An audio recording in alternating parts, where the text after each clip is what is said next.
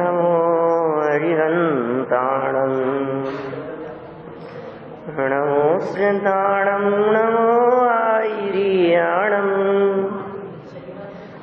नमो वचायाणं नमो लोये सव्यसाम् मंगलम भगवान वीरो मंगलम गौतमो गणी मंगलम कुंद कुंदाद्यो जैन धर्मो सुमंगलम सर्वमंगल मांगल्यम सर्वकल्याणकारिकम् प्रधानम सर्वधर्माणां जैनं जयतु शासनम् जैनं जयतु शासनम् जैनं जयतु शासनम्। मोक्ष मार्ग प्रकाशक ग्रंथ की पूर्णता संपन्नता के उपरांत प्रथम परिशिष्ट के रूप में उन्हीं के सुपुत्र विद्वान पंडित गुमानी राम जी द्वारा लिखित समाधि मरण के स्वरूप का कुछ अंश यहाँ हम प्रारंभ करने वाले हैं। कल इस प्रकरण की लेखन के संदर्भ में थोड़ी बहुत सामान्य जानकारी तात्कालिक परिस्थितियों के रूप में हमने यहाँ की थी। क्या घटना घटी होगी, कैसी परिस्थिति बनी होगी, क्यों लिखा होगा, गुमान पंथ आमनाए क्या चीज है, तेरा पंथ आमनाए में और अधिक दृढ़ता के लिए, शुद्ध आमनाए में और अधिक दृढ़ता के लिए, समाज में व्याप्त विकृतियों को के ऊपर लगाम लगाने के लिए, लगाम कसने के लिए ये उनके नाम से जो एक विशेष आचरण की चर्चा हुई वो सब गुमान पंथ के नाम से जानी गई। गुमानी राम इनका नाम था और दूसरे भाई का नाम था हरिश्चंद्र। राजा हरिश्चंद्र से भी याद रह सकता है, गुमानी राम और हरिश्चंद्र। और ये जो प्रकरण है, ये प्रकरण ज्ञानानंद निर्भर निजरस श्रावकाचार्य जो कि ब्रह्मचारी रायमल जी की कृति है, उसमें ये अधिकार दिया है। वहाँ यह प्रकरण दिया हुआ है जो आत्मधर्म अंक में भी प्रकाशित हुआ था और उसे यहाँ उपयोगी जानकर, क्योंकि इसके जस्ट एक लाइन पहले बहु शब्द पर टोडरमल जी की मृत्यु हुई या वहाँ समापन हुआ, तो तुरंत जो एक वैराग्य का वातावरण बनता है और टोडरमल जी का वो पूरा का पूरा दृश्य हमारे आंखों के सामने घूमता है, तो ये समाधि मरण का स्वरूप समझकर ही उन सारे भावों में, परिणामों में शांति निर्मलता आती है। देखिए क्या कहते हैं, हे भव्य, समाधि मरण का स्वरूप है। पहला परिशिष्ट, हे भव्य तू सुन, अब समाधि मरण का लक्षण वर्णन किया जाता है। भव्य जीव को ही कहेंगे क्योंकि समाधि मरण की भावना भी सबके हृदय में नहीं होती। कौन समाधि मरण चाहेगा जिसने जीवन में कुछ तत्व ज्ञान की बात पढ़ी सुनी होगी। तो क्या फर्क पड़ता है, एक न एक दिन जीवन पूरा होना ही है, सबका ही होगा, किसी का कहाँ हो किसी का कहाँ। किसी न किसी क्षेत्र में और किसी न किसी काल में ये देह छूटनी ही है। तो ये कह रहे हैं समाधि पूर्वक देह छूटे वो सार्थकता है, लेकिन समाधि मरण कहते किसको है? दुनिया में समाधि का विकल्प करने वाले लोग भी बहुत हैं जो ऐसी बातें कहते हैं कि समाधि मरण होना चाहिए, समाधि मरण होना चाहिए, हे भगवान समाधि पूर्वक मरण हो। तुम जानते हो समाधि किसे कहते हैं? समाधि का मतलब क्या है? पता नहीं, ये तो लिखेंगे आगे गुमानी राम जी। ये इन्होंने तो यहाँ से बात प्रारंभ की है कि हे भव्य जीवों, ध्यान लगा करके सुनना, उपयोग एकाग्र करके सुनना। समाधि मरण का लक्षण क्या है वो वर्णन किया जाता है। समाधि नाम निकषाय का है। क्या है? समाधि किसका नाम है? निकषाय। और ये जो है निकषाय का, इसको नीचे लिखा है क्रोध, मान, माया और लोभ, ये 4 कषाय हैं। और इनसे रहित होना, इनका अभाव होना, वो निकषाय है। ये किसका लक्षण है? समाधि। और शांत परिणामों का है समाधि नाम। समाधि किसका नाम है? शांत परिणामों का नाम समाधि है। निकषाय का नाम समाधि है। भेद विज्ञान सहित होने का नाम समाधि है। तो क्या हुआ? कषाय रहित शांत परिणामों से मरण होना समाधि मरण है। कैसे परिणाम होते होंगे समाधि मरण में, उसका संक्षिप्त वर्णन यहां करेंगे नीचे, विशेष रूप से आगे किया जा रहा है। संक्षिप्त रूप से समाधि का यही वर्णन है और विशेष रूप से आगे किया जा रहा है। संक्षेप में यदि हम बात करें समाधि मरण के संदर्भ में, तो हम यही कह सकते हैं कि समाधि पूर्वक मरण हो उसका नाम समाधि मरण।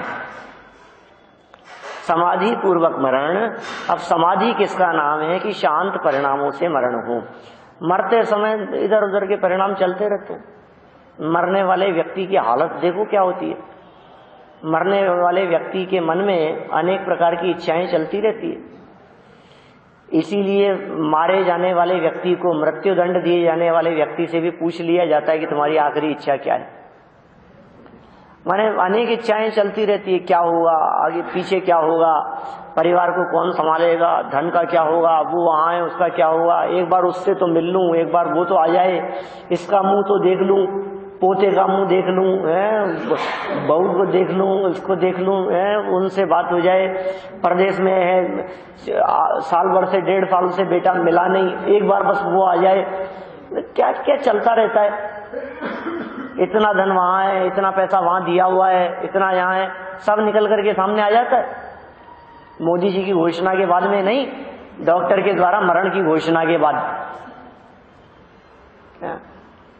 उस घोषणा के बाद क्या निकला पता नहीं, लेकिन जब डॉक्टर मौत की घोषणा कर देते हैं कि ये 1 दिन से ज्यादा नहीं जिएंगे और मरीज को पता लग जाए कि 1 दिन में जीवन पूरा होना है, तो क्या करेंगे? वो अपना 3 नंबर छिपा के रहने देंगे, जिसके पास है उसी के पास, या घर परिवार वालों को बताएंगे।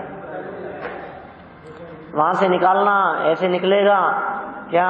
वहां भी एक लॉकर लिया हुआ है, तेरे को तो पता ही नहीं है, उस लॉकर में भी इतना रखा हुआ है, क्या पेपर साइन करा लो मेरे से, करा करके रख लो, जो भी है सब। क्या सोचता रहता है कि कहते हैं ऐसे आकुलतामय परिणामों से देह छूटने का नाम समाधि मरण नहीं है। परिणामों में शांति हो, इतनी परिणामों में शांति हो कि कोई भी मौत का प्रसंग बने तो चिंता नहीं हो, परवाह नहीं हो, क्या फर्क पड़ता है। ये शायद टोडरमल जी के शांत परिणाम उन्होंने देखे, इसलिए कहा दुनिया देखने वाली ये कहेगी कि कैसे मरण हुआ, और ये कहना चाहते हैं गुमानी राम जी कि मेरे पिताजी का जो मरण हुआ था वो समाधि मरण था। दुनिया को तो ऐसे लगता है समाधि मरण उसे कहते हैं जहां मरीज अवस्था में, मरणासन्न अवस्था में लेटे हुए हों और आसपास में कोई धर्मात्मा व्यक्ति कुछ धर्म की बात सुना रहे हों और धीरे धीरे करके त्याग कर रहे हो, तो कराते जा रहे हो, इसका नाम लगता है समाधि मरण। अब वो मरणासन्न व्यक्ति के परिणाम कहाँ हैं, उसके भाव कहाँ जा रहे हैं, उसके विचारों में क्या चल रहा है, वो सुन रहा है, समझ रहा है, इस बात से कोई मतलब नहीं है। लेकिन यदि बाहरी परिस्थिति इस प्रकार की देखी तो हमने कह दिया समाधि मरण हो गया। ये कह रहे हैं समाधि मरण का संबंध बाहरी परिस्थितियों से नहीं है। समाधि मरण का संबंध बाहर में सुनाने वाले हों या नहीं हो उससे नहीं है। समाधि मरण का संबंध इससे नहीं है कि बाहर में 2-4 मुनिराज साधर्मी विद्वान बैठे हुए हों और उनकी वैयावृत्ति चल रही हो, धर्मोपदेश दे। अरे धर्मोपदेश की जरूरत तो उसको पड़ती है जिसके पास में खुद के पास नहीं हो। और कदाचित आदि व्याधि का विकल्प चल रहा हो। हाँ कह सकते हैं ना, क्यों नहीं। वही तो सब बात है, मानसिक भी नहीं हो और शारीरिक भी नहीं हो, विकल्पों में नहीं हो। शारीरिक तकलीफ भी विकल्पों में नहीं आती हो और मन में भी इधर उधर के विकल्प नहीं चलते हो, उसका नाम समाधि मरण है। कैसे करा दे? ये समाधि तो अपने परिणामों की स्थिरता का नाम है। मैं कहता हूं वो नमोकार मंत्र सुनते हुए उस कुत्ते ने मरण किया तो उसने भी समाधि मरण किया। मरते हुए बैल ने नमोकार मंत्र सुना क्या, वो जो परिणामों में शांति हुई वही तो कह रहे हैं, इसी का नाम समाधि है भाई साहब। धर्मात्मा निकट हो चर्चा धर्म सुनावे, वे सावधान रखे गाफिल न होने पाऊं। बोलो, इसका नाम समाधि है, व्यवहार समाधि है। परिस्थितियों का वर्णन है ना, अंदर में समाधि तो अपने परिणामों से होगी, लेकिन हम तो भावनाएं बारे हैं, क्योंकि बाहरी माहौल कैसा हो। ऐसा नहीं हो कि टीवी के चैनल बदल रहे हो और जीवन पूरा हो जाए। ऐसा नहीं हो कि कहीं इधर उधर घूम रहे फिर रहे हो और मरण हो जाए। तो धर्मात्मा निकट हो, इससे अच्छा क्या होगा।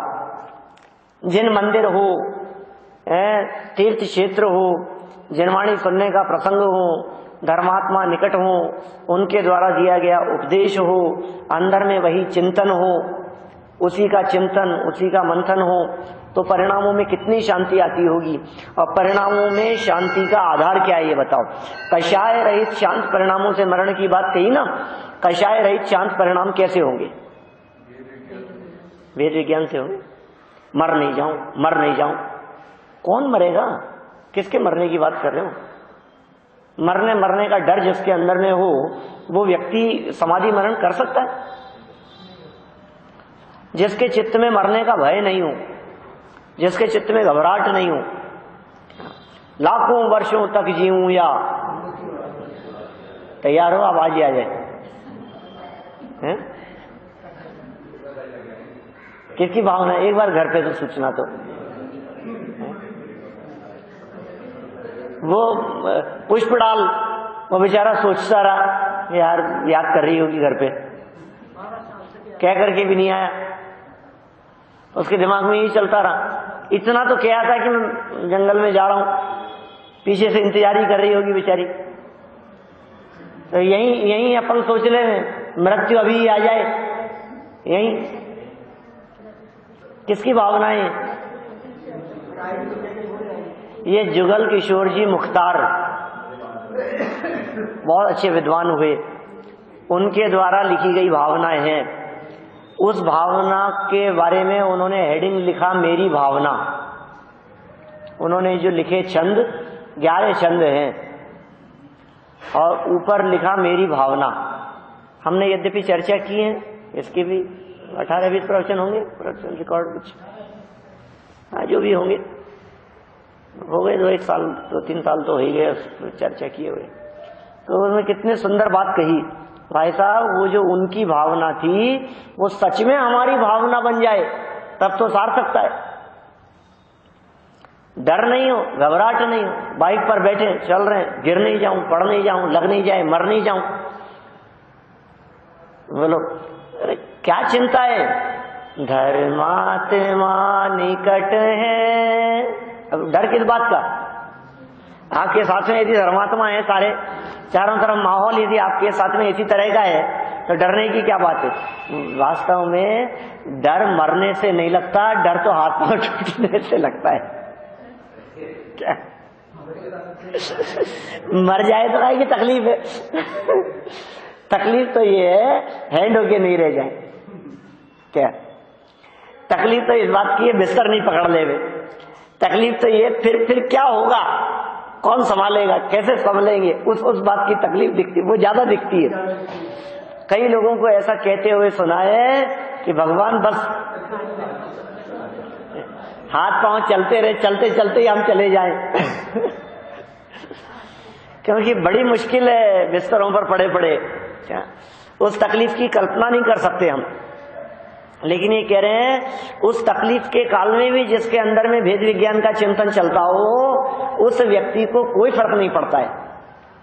देह तो विनाशी का है और मैं अविनाशी हूं, शरीर तो छूटने वाला है और मैं ऐसा तत्व हूं जिसका मरण नहीं होता।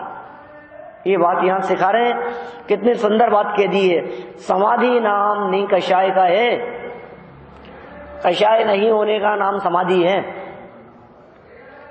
जब कभी हम इस तरह के शब्दों का प्रयोग करते हैं, इनकी समाधि हो गई, इनकी समाधि हो गई, अरे समाधि नहीं हुई, समाधि मरण हो गया। जीवन जिनका समाधि में बीतता है उनके मरण को समाधि मरण कहते हैं।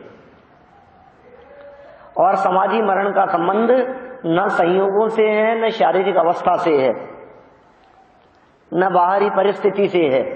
समाधि मरण का संबंध अंतरंग परिणामों से है। परिणाम बिगड़ रहे हों और परिस्थितियां बहुत अनुकूल हो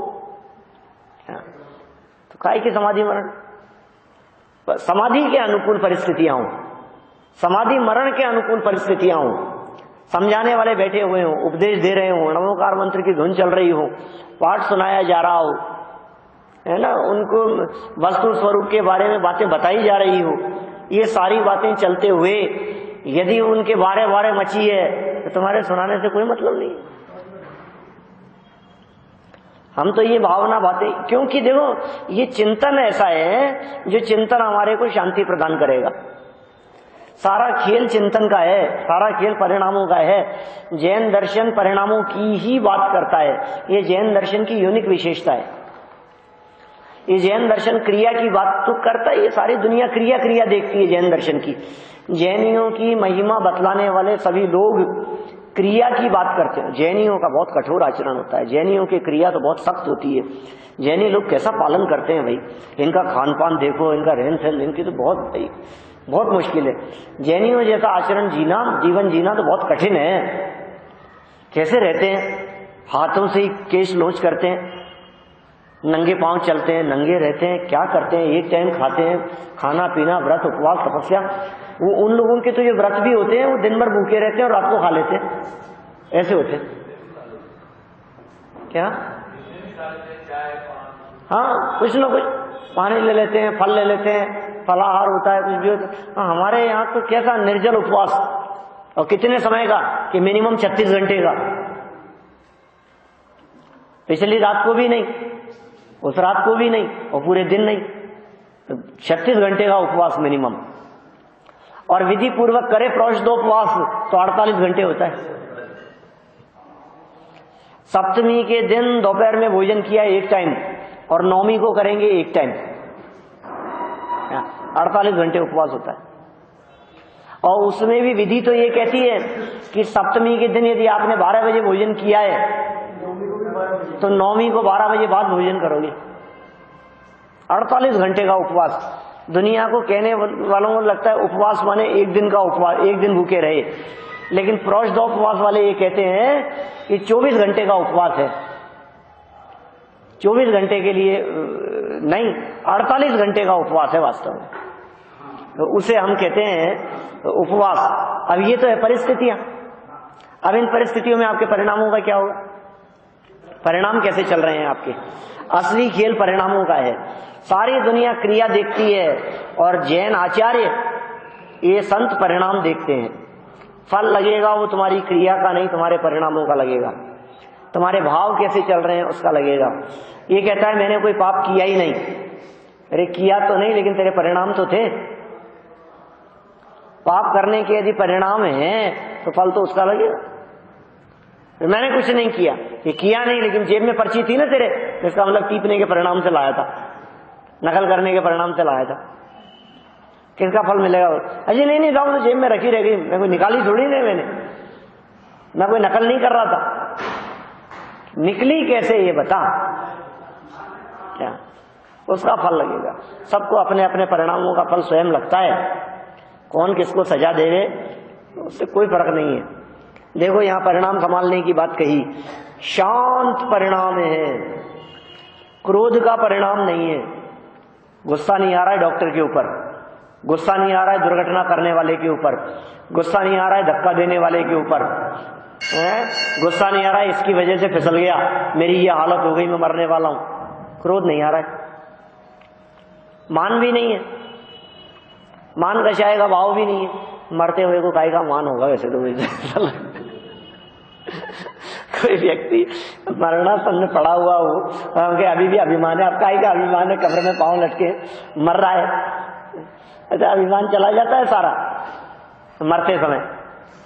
सिकंदर सम्राट कितना ही अभिमान क्यों नहीं किया हो जीवन भर, कैसे ही सपने क्यों नहीं देखे हो, लेकिन मरणासन अवस्था थी और डॉक्टरों ने जब जवाब दे दिया तो वो सीख दे गया जगत के जीवों को। क्या दोनों हाथ खाली बाहर निकले हुए, बोलो शव यात्रा में, और इतना ही नहीं पीछे सारा लवाजमा, लवाजमा किसका, कि जितने धन दौलत और वैभव थे वो सब, और वो थालियां भरी हुई कौन लेकर के चलेगा, कि जितने वैद्य हैं, जितने डॉक्टर हैं, हकीम हैं, सब लेकर के चलेंगे पीछे। बोलो ये संदेश दिया उसने मरने के पहले, क्योंकि इतना धन दौलत साथ में है, खूब कमाया, खूब लूट मार की उसने सारे दुनिया भर में। 32 साल की उम्र में मर गया, 32 एज थी उसकी। 28 साल की उम्र में निकला था दुनिया जीतने के लिए, 4 साल तक सारी दुनिया में सेना के साथ में दौड़ भाग करता रहा, लूटता रहा, अधिकार करता रहा, हिंदुस्तान के भी एक कोने तक आ गया था और वापस लौटना पड़ा उसको। 3 साल घूमते घूमते हो गए, लूटते हुए, सिपाहियों ने हिम्मत हार गई। कब तक घर परिवार की याद तो आती है यार, तुम तो बढ़े जा रहे हो, बढ़े जा रहे हो। क्या जाएंगे हम तो, 6 महीने तो और खींच लिया उसने, क्या वापस लौटना पड़ा। और अंत में हालत ऐसी हुई उसकी कि 6 महीने उसकी हालत बहुत खराब रही सिकंदर की, मरणासन। फिर डॉक्टर, कोई कमी तो कुछ थी नहीं, दुनिया के सारे बड़े बड़े डॉक्टरों को, हकीम को, सबको पकड़ करके ले आया गया, मन चाही दौलत देने की बात कही, अंत में जवाब दे दिया उन्होंने, हम नहीं बचा सकते, नहीं बचाया जा सकता। बोले इतनी दौलत होते हुए भी नहीं बचा सकते, इतने डॉक्टर वैद्य हकीम होकर के भी नहीं बचा सकते, कि मैं मरूंगा और शव यात्रा निकलेगी तो अर्थी पर दोनों तरफ हाथ बाहर निकले हुए होने चाहिए, हाथ खुले हुए, देखने वाले देख ले हुए कि सिकंदर की जब अर्थी निकल रही थी तो हाथ खाली थे, कुछ नहीं लेकर के जा रहा था।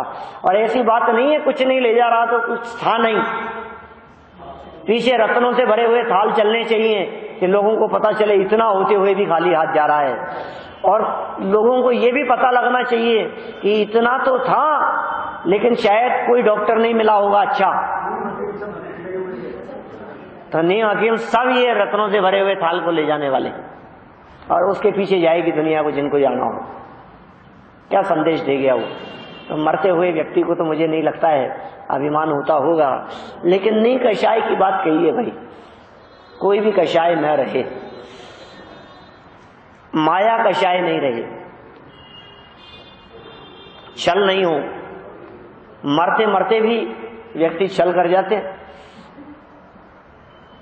मैं तो मर ही रहा हूं, मरते समय ऐसा कुछ कर जाओ जिसके बच्चों के लिए, परिवार के लिए कुछ काम हो जाए।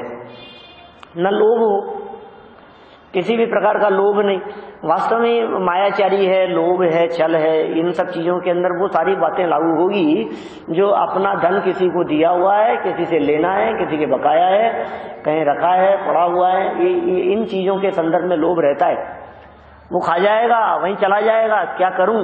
लोग तो अनेक लोग जो बता नहीं पाते हैं, सूचना नहीं दे पाते हैं, तड़प तड़प करके प्राण निकल जाते हैं उनके इन विकल्पों में। दुर्घटनाओं में जो मरते हैं ना, उनके कैसे परिणाम होते होंगे बताओ। ट्रेन एक्सीडेंट के अंदर जो व्यक्ति तड़प रहा है, मरणासन अवस्था है, वो मरने वाला है, अब न उसके हाथ में फोन है, न मोबाइल है, न इधर उधर पट गया, पता नहीं कहाँ उछल करके गिरा था, कुछ नहीं है, मैं कैसे सूचना दूं? वो पैसे चले जाएंगे वहां सारे, मैं तो कोई बात नहीं, लेकिन वो क्या लगता है? परिणामों की शांति की बात कर रहे हैं। निकषाय का नाम समाधि है, शांत परिणामों का नाम समाधि है। भेद विज्ञान सहित होवे तो परिणाम शांत होवे, ऐसा कह रहे हैं। भेद विज्ञान किसका नाम? निज को निज पर को पर जान, कहते इसे भेद विज्ञान। इसका नाम भेद विज्ञान है। निज को निज जान लो, पर को पर जान लो। भेद विज्ञान तो इसी को कहते हैं, अपने पराये की पहचान, भेद का विशेष ज्ञान, उसका नाम भेद विज्ञान। किसमें भेद? मैं कौन हूं और पर कौन है। शरीर भिन्न है और मैं भिन्न हूं, इस वस्तु स्थिति को अंदर में स्वीकार कर लेने का नाम भेद विज्ञान है। तो ये भेद विज्ञान सहित हो और कषाय रहित शांत परिणामों से मरण होना समाधि मरण है। जीवन हो गया पूरा, सबका होगा साहब जीवन पूरा। क्या हम लोगों में से कोई नहीं रहेगा? कल टोडरमल जी का जीवन पूरा हुआ था और उसके बाद हाँ कभी भी आ सकता है। मरना सबको एक दिन।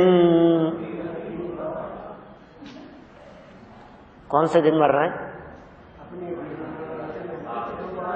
अरे वाह, राजा राणा छत्रपति हाथिन के असवार, मरना सबको एक दिन अपनी अपनी बार।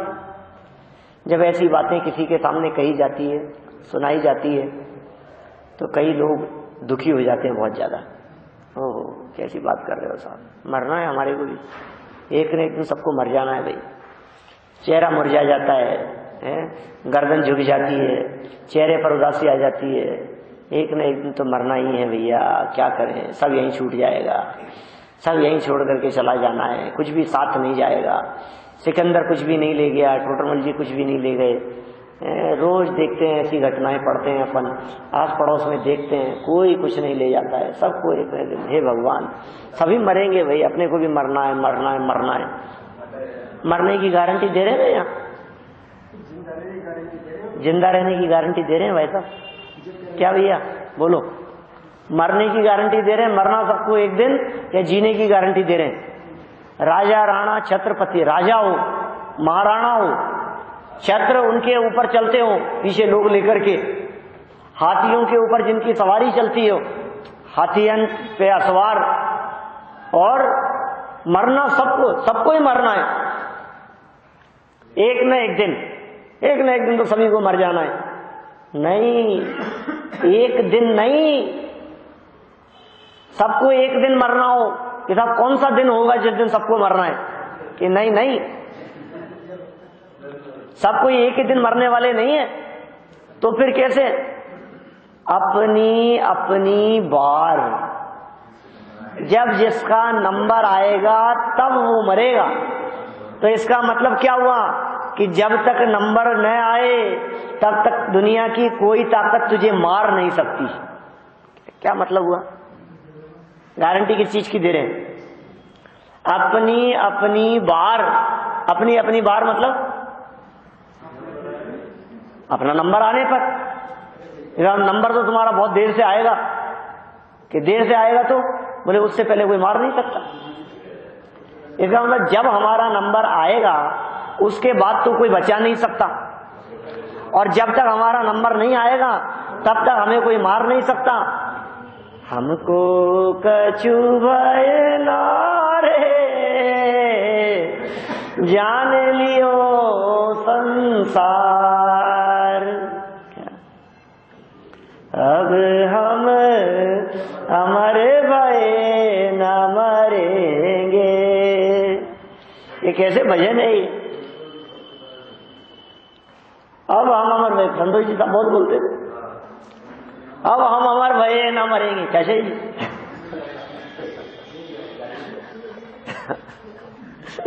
अब हम अमर भय न मरेंगे। क्या मरेंगे ही नहीं। क्या बात कर रहे हो आप? क्या हाँ हाँ, देह छूटेगी उससे क्या फर्क पड़ता है? देह के छूटने से कोई फर्क नहीं पड़ता है। जगह बदल जाएगी, स्थान बदल जाएगा। हम भी मर गए थे 8-9 साल पहले जौहरी बाजार से। तो ये क्या हुआ? यहां से छूटे तो दूसरी जगह जाके बस गए, और क्या, यही तो होगा। हाँ, 40 साल पहले मरे ही थे ना कहीं, तब तो यहां आए थे। कहीं ना कहीं से मर करके तो यहां आए हैं ना। वास्तव में तो मरण किसी का नहीं होता, सबका ट्रांसफर होता है। अब ये जीव ट्रांसफर को मरण समझ लेता है, और वास्तव में ट्रांसफर में भी मरण जैसी अनुभूति होती है। जिन अधिकारियों के ट्रांसफर होते हैं उनसे पूछो ट्रांसफर के ऑर्डर निकलने पर क्या हालत होती है। कितने प्रयास करते हैं ट्रांसफर नहीं हो, रुक जाए, अप्रोच लगाएंगे, कहीं ना कहीं कुछ जुगाड़ लगाने की कोशिश करेंगे कि हमारा ट्रांसफर रुक जाए। कि क्यों? कि ट्रांसफर माने मरण। कैसे अनुभूति होती है? ऐसे ही कह रहे हैं ट्रांसफर, कि कहां से कहां, कि एक देह से दूसरी देह में ट्रांसफर। ये देह यहीं रहेगी और नए शरीर में ट्रांसफर हो जाएगा आपका। अब नए शरीर में ट्रांसफर हो जाए तब तक भी ठीक है, लेकिन नए शरीर में ट्रांसफर नहीं होता। वहां जाकर के पूरी दुकानदारी दोबारा बसानी पड़ती है। बना बनाया शरीर थोड़ी ना मिलता है। धीरे धीरे 2-2, 4-4 परमाणु, अनंत परमाणु इकट्ठे होते होते होते होते शरीर संरचना होती है। आपका यहां से ट्रांसफर हो गया और बसी बसाई गृहस्थी थोड़ी ना मिल जाएगी। वहां जहां जाओगे वहां जाकर के आपको एक एक चीज, तेल लून लकड़ी सब इकट्ठा करना पड़ेगा। आपको सारे सामान साधन जुटाने पड़ेंगे, व्यवस्थाएं देखनी पड़ेगी, नल, बिजली, किराए का मकान, साधन, क्या क्या सब व्यवस्थाएं करनी पड़ती है पूरी। ऐसे ही कह रहे हैं यहां से देह छूट गई और वहां तैयार देह मिल जाए, ऐसा तो कभी नहीं होता। वहां देह का निर्माण होता है, क्योंकि ऐसा लंबा चौड़ा थोड़ी ना पैदा होता है। शरीर बनेगा बाहरी परमाणुओं को इकट्ठा करके। अंतर्मूर्त में भी बन सकता है, देवनार की अवस्था होवे तो अंतर्मूर्त में भी बन जाएगा, लेकिन तो भी परमाणुओं को इकट्ठा करके बाहरी वातावरण से भी यदि सम्मूर्छन पैदा हुआ तो भी गर्भज हुआ तो गर्भ में आएगा, फिर धीरे धीरे करके महीनों लग जाएंगे इस शरीर की संरचना पूरी होने में। गर्भ में आया, 9 महीने में जाकर के शरीर परिपूर्ण हुआ, फिर निकला, फिर अत्यंत तकलीफ, फिर धीरे धीरे करके बहुत संकट है, परेशानियां हैं। खैर, लेकिन इन सब परेशानियों के बीच में भी अंदर में जो तत्व बैठा हुआ है वो परेशानी से रहित है, उस पर कोई संकट नहीं है। संयोगों से अपने आप को छोटा बड़ा मानता है, इसलिए परेशानियां दिखाई देती है। तो इनसे अपने आप को भिन्न अनुभव कर ऐसे परिणामों का नाम है भेद विज्ञान। कषाय रहित हो परिणाम, कैसे शांत परिणामों से मरण हो गया। अब तो समाधि मरण हो गया। देखो, सब स्वाध्यायी लोगों की सबकी तमन्ना होती है हमारा मरण स्वाध्याय पूर्वक हो, स्वाध्याय रूप या समाधि रूप हमारा मरण हो, सबकी ये भावना होती है। और कई ऐसे भी मिल जाते हैं लोग जो ये कहते हैं, अरे काई समाधि समाधि यार, अंत समय में नमोकार मंत्र सुना देना, अपने तो कल्याण हो जाएगा। 2-4 कहानियां सुन रखी है उन्होंने शास्त्रों की, अंत समय में सुन लो। कुत्ते को सुना दिया था, बैल को सुना दिया था, नाग नागिन को सुना दिया था। बोलो, हमें सुना देना। नाग नागिन को सुना दिया, उनका कल्याण हो गया। हाथी को सुना दिया मरते हुए, उसका हो गया। उसको सुना दिया, उसका हो गया। कितनी घटनाएं हमने प्रथमानुयोग में पढ़ी है। और ये और सुना है कि जिसने मरते समय कान में नमोकार मंत्र सुन लिया उसका भाव सुधर गया। ये सब कथाएं हमने पढ़ी है। हमें लगता है हमें भी सुना दे कोई अंत समय में। ये क्यों? सुनाने वाले की क्या जरूरत है? खुद नहीं पढ़ सकते? तुम्हें याद नहीं है? कान में नमोकार मंत्र सुनाने के लिए किसी दूसरे व्यक्ति की जरूरत है। कुत्ते को तो याद नहीं था, इसलिए सुनाने वालों की जरूरत थी। तुम्हें तो याद है नमोकार मंत्र, तुम्हें सुनाने वाले की क्या जरूरत है? तुम तो खुद ही बोल लेना, खुद ही स्मरण करना। लेकिन कब दिन रात मेरे स्वामी मैं भावनाएं भाऊं, देहांत के समय में तुमको न भूल जाऊं। बहुत सुंदर भावना है, पूरी भावना ही, पूरा ये जो समाधि मरण का जो स्वरूप इसके अंदर बतलाया है, ये बहुत मार्मिक स्वरूप है। अपन करेंगे चर्चा भी एक आध दिन इसकी, एक दो दिन तो बनता है समाधि पूर्वक यदि अपने को मरण करना हो तो इतना सा चर्चा करना तो बनता है इस विषय के संदर्भ में। ये अब कोई व्यक्ति ऐसा न समझ ले कि साहब ये बातें तो उन लोगों को सुनाओ जिन लोगों की एज 70-80 से पार हो गई हो, हमें काहे को सुना रहे हो? इसलिए सुना रहे हैं कि हमारी 70-80 आएगी इसकी कोई गारंटी नहीं है, हमारा 70-80 साल तक जीवन चलेगा इस बात की कोई गारंटी नहीं है। इसलिए बता रहे हैं कि वो कला जो 70-80 वाले भी नहीं सीख पाते वो आप अभी सीख लो, क्योंकि कोई भरोसा नहीं है। बहुत इंपॉर्टेंट चीज है, इसको साथ में रखना है। हाँ, सबके पांव कब्र में लटक रहे हैं ऐसा कह रहे हैं। ऐसे माहौल में आज के समय में जहां दुर्घटनाएं होती रहती है, जहां पाकिस्तान की तरफ से रोजाना गोलीबारी होती रहती है, कब दिमाग खिसक जाए। और पाकिस्तान के सबसे नजदीक राजस्थान बॉर्डर पर है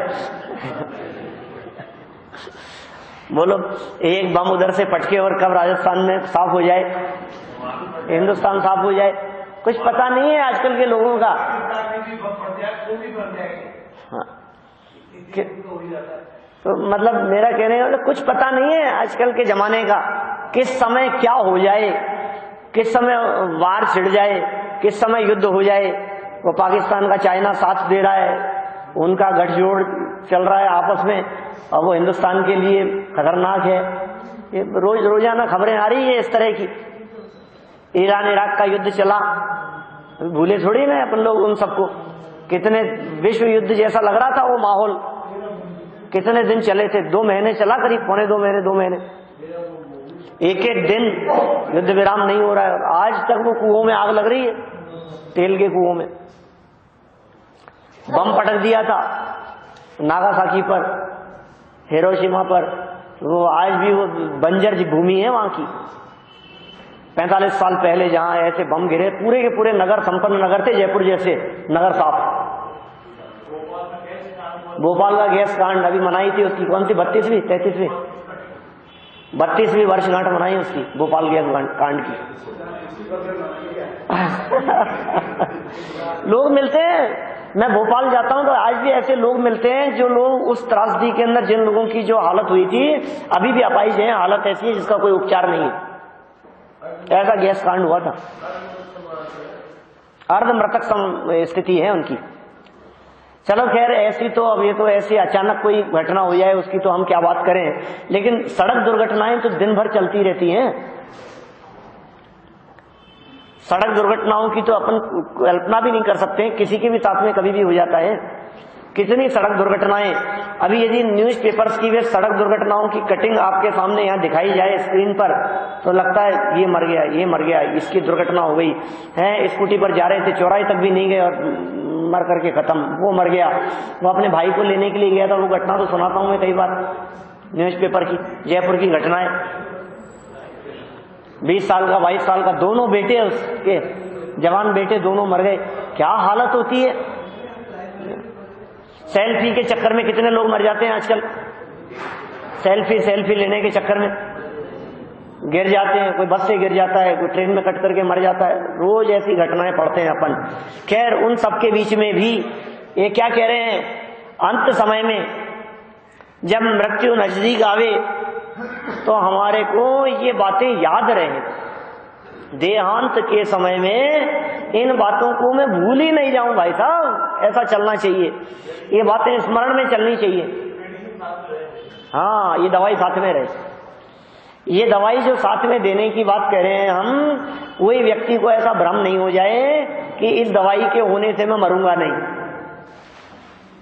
इस दवाई के साथ में होने से जीवन पूरा नहीं होगा। अरे जीवन तो पूरा होगा, लेकिन जीवन पूरा हो जाने के बाद में भी वो आकुलता से मरण नहीं होगा, और समाधि पूर्वक मरण होगा तो उत्तम देह की प्राप्ति होगी। वैमानिक देवों में जाकर के, स्वर्ग में जाकर के जन्म ले लेगा। यहां रोग सहित अवस्था में मरा था तो वहां निरोगी शरीर मिलेगा। इच्छा मत रखना, लेकिन इसलिए दिन रात की बात कही। ये भावना कब आ रहेंगे आप? जब समाधि मरण का स्वरूप पढ़ रहे हैं तब, कि नहीं सदा काल हमेशा ये भावना भाव। दिन रात मेरे स्वामी मैं भावना ये भाऊं। क्या भावना है? चलो आपकी क्या भावना है? बस अभी तो यही भावना है कि नोटिस नहीं आए। अभी क्या भावना चल रही है साहब? है चावड़ा जी, अभी तो ये भावना चल रही है। हे भगवान, दिन रात यही भावना चल रही है। अभी तो एडजस्टमेंट चल रहे हैं, अभी तो ये चल रहा है। क्या क्या भावना भा रहे हो आप? देहांत के समय में तुमको न भूल जाऊं, ये भावना भा रहा हूं। देह का अंत अवश्यम भावी है, ये अनिवार्य सत्य है इस धरती का। माने दुनिया में जो आया है उसे नियम से जाना ही है। दुनिया में कोई भी व्यक्ति अमर होकर के नहीं आया है। इसलिए भावना हम ये भा रहे हैं कि जब देह का अंत समय आवे तो हे जिनेंद्र देव, हम तुमको नहीं भूल जावे, लेकिन वो देह का अंत समय कब आएगा इस बात की कोई गारंटी नहीं है। इसलिए कह रहे हैं दिन रात यही भावना चलती रहे। दिन रात हे जिनेंद्र देव आपके स्वरूप का स्मरण चलता रहे, नमोकार मंत्र का जाप चलता रहे। नमोकार मंत्र में कहे गए पंच परमेष्ठी, उनके स्वरूप का स्मरण हमारे चित्त में चलता रहे। कैसे हैं अनंत परमात्मा, कैसे हैं सिद्ध परमात्मा, अनंत सुखी हैं, पूर्ण सुखी हैं। कैसे हैं आचार्य उपाध्याय और साधु, परिस्थितियां बिल्कुल प्रतिकूल दिखती हैं, बाह्य अनुकूलताएं बिल्कुल भी नहीं है, संयोग साधन सुविधाएं बिल्कुल भी नहीं है, लेकिन अपनी अस्की की मस्ती में घूमते झूमते। कैसा स्वरूप है उन महामुनिराजों का। उनको देख देख करके, उन पंच परमेष्ठियों के स्वरूप को देख करके अपरिग्रही होने की भावना जागृत होती है। क्या इकट्ठा करना है? लोग डिक्लेयर कर रहे हैं 50% की घोषणा के बाद इतने लाख करोड़, गजब ही हुए भाई, इतने हजार करोड़। अब सोच रहे हैं 50% तो आधा मिल जाएगा और आधा एक नंबर में हो जाएगा।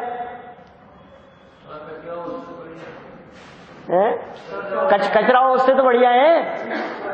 50% बचाने की कैसे वो चल रही है, रोज न्यूज़पेपरों में आती है ऐसी घटनाएं।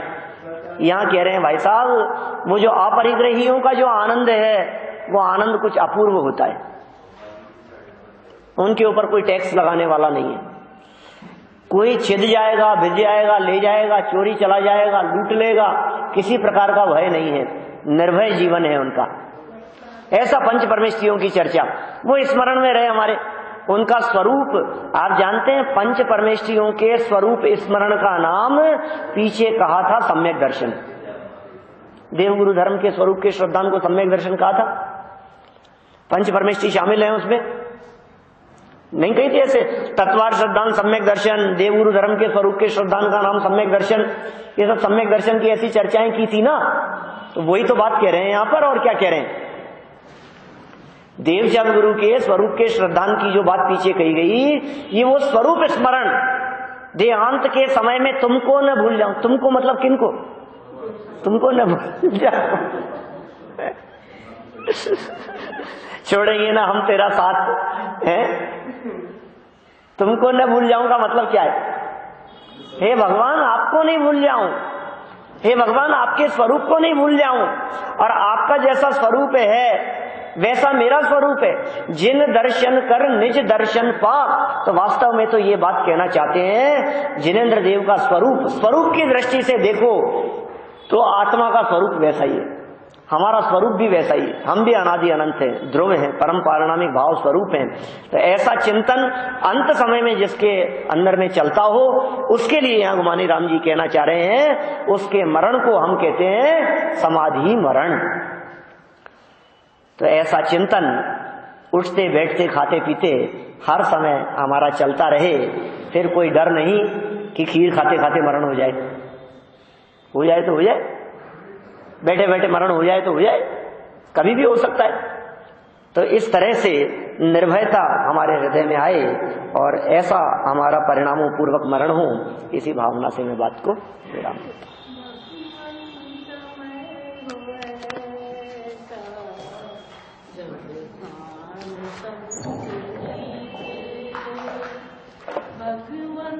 समय हो ऐसा जब प्राण तन से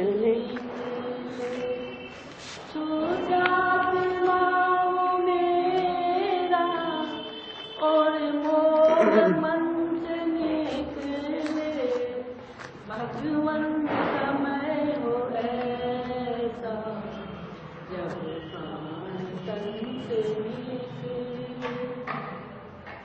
मुनिराज मेरे सन्मुख उपदेश दे रहे हैं, मुनिराज मेरे सन्मुख उपदेश दे रहे हैं, उपदेश सुन कर आए मेरे बदन से निकले, भगवन समय हो ऐसा जब तन से निकले। सातों व्यसन को त्याग कर मैं काम क्रोध छोड़ूं, सातों व्यसन को त्याग कर मैं काम क्रोध छोड़ूं, माया व मोह मेरे अंतःकरण से निकले, भगवन समय हो ऐसा जब प्राण तन से निकले। शुद्धात्मा मेरा और मोह मन से निकले, भगवन समय हो ऐसा जब प्राण तन से निकले। तेरी शांत छवि निहारूं मेरे हृदय के भीतर, तेरी शांत छवि निहारूं मेरे हृदय के भीतर, अरहंत नाम हरदम मेरे वतन से निकले, भगवन समय हो ऐसा जब प्राण तन से निकले। एकाग्र चित्त से मैं करता हूँ ध्यान तेरा, एकाग्र चित्त से मैं करता हूँ ध्यान तेरा, नवकार पढ़ते पढ़ते ये प्राण तन से निकले, भगवन समय हो ऐसा जब प्राण तन से निकले।